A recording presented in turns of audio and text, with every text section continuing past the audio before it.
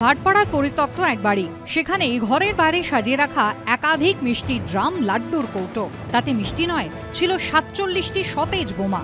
ভাটপাড়া থানার পুলিশ এবং bomb squad এসে উদ্ধার করে বোমাগুলি। পরে তা নিষ্ক্রিয় করা হয়। কিন্তু কোথা থেকে এলো এত বোমা? কি উদ্দেশ্যে রাখা হয়েছিল বোমাগুলি? তবে কি ভোটের মধ্যে বোমার স্তূপে ভাটপাড়া? ভাটপাড়া থানার পুলিশ সূত্রে খবর, ভাটপাড়া পুরসভার ৩২ নম্বর ওয়ার্ডের বিজয়নগর দিঘির পাড় এলাকায় ৪টি ড্রাম ও ৩টি প্লাস্টিকের কৌটোয় বোমা রাখা আছে বলে খবর পাওয়া যায়।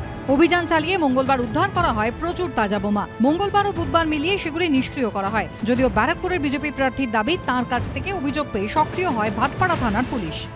ওখানে পার্থভূমিকে দুটো চেলা আছে, সনৎ দে আর বিষ্ণু অধিকারী। এরা এই মালটা মজুত করেছিল।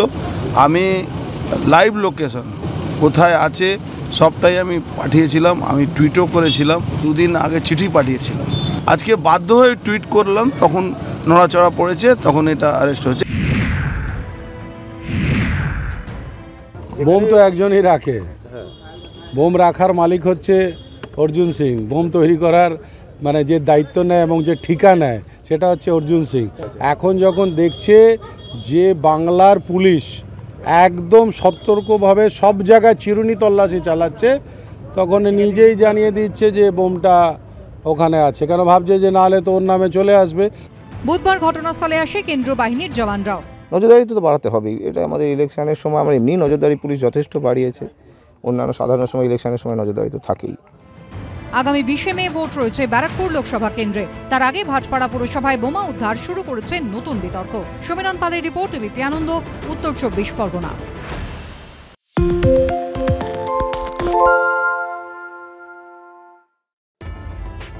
সোমবার ভোট চাইতে গিয়েছিলেন আলিমুদ্দিন স্ট্রিটে বঙ্গ সিপিএমের সদর দফতরে। বুধবার ভোট চাইতে শটান হাজির হলেন শিল্পমন্ত্রী ও শ্যামপুকুরের তৃণমূল বিধায়ক শশী পাজার বাড়িতে। ভোট চাইতে ভোটারদের পাশাপাশি একেবারে প্রতিপক্ষেরও ঘরে ঢুকে পড়ছেন কলকাতা উত্তরের বিজেপি প্রার্থী।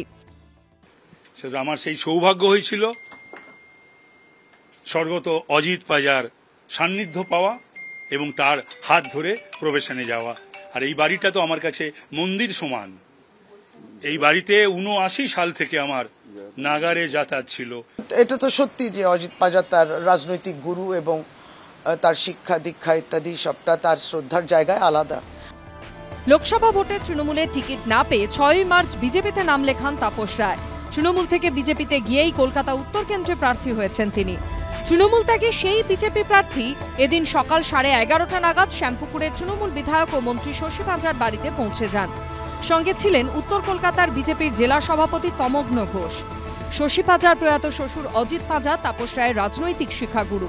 দোতলায় তার স্মৃতিতে যে ঘরটি রয়েছে, শশী পাজার এমএলএ অফিসের ঘর পেরিয়েই সেখানে যেতে হয়। সেই সময় দুজনের মধ্যে সৌজন্য বিনিময়ও হয়। শ্যামপুকুর বিধানসভা কেন্দ্রের একটা ওয়ার্ডের মাননীয় পৌর প্রতিনিধির সঙ্গে একটু গুরুত্বপূর্ণ আলোচনা হচ্ছিল। তিনি 10 নম্বর ওয়ার্ডের মাননীয় পৌর প্রতিনিধি সুব্রত ব্যানার্জি, এবং আচমকায় দেখি ভারতীয় জনতা পার্টির কলকাতা উত্তরের প্রার্থী শ্রী তাপস রায় এসছেন এবং আপনাদের সঙ্গে কথা বলছিলেন। তিনি তার শ্রদ্ধা জানালেন অজিত পাজাকে। স্বর্গত অজিত পাজার আশীর্বাদ নিতে এসেছিলাম। এখানে দেখা হয়ে গেল ডক্টর শশী পাজার সঙ্গে। আমি যদি থাকে প্রসূন এবং পূজা, তাদের সঙ্গেও দেখা করবো, আমি ভোট ভিক্ষা করবো। এখানে একজন কাউন্সিলরের সঙ্গেও দেখা হয়ে গেল, সুব্রত ব্যানার্জি। প্রয়াত অজিত পাজার ঘরে ঢুকে তার ছবিতে মালা দিয়ে শ্রদ্ধা জানান তাপস রায়। ঘাসফুল শিবিরে থাকতে কলকাতা উত্তরের তৃণমূল প্রার্থী ও বিদায়ী সাংসদ সুদীপ বন্দ্যোপাধ্যায় এবং তার স্ত্রী তৃণমূল বিধায়ক নয়না বন্দ্যোপাধ্যায়ের বিরুদ্ধে একাধিকবার সরব হয়েছিলেন তাপস রায়। এদিনও তৃণমূলের মন্ত্রীর বাড়িতে দাঁড়িয়ে তৃণমূল ত্যাগী বিজেপি প্রার্থীর মুখে শোনা গিয়েছে ইঙ্গিতপূর্ণ কটাক্ষ।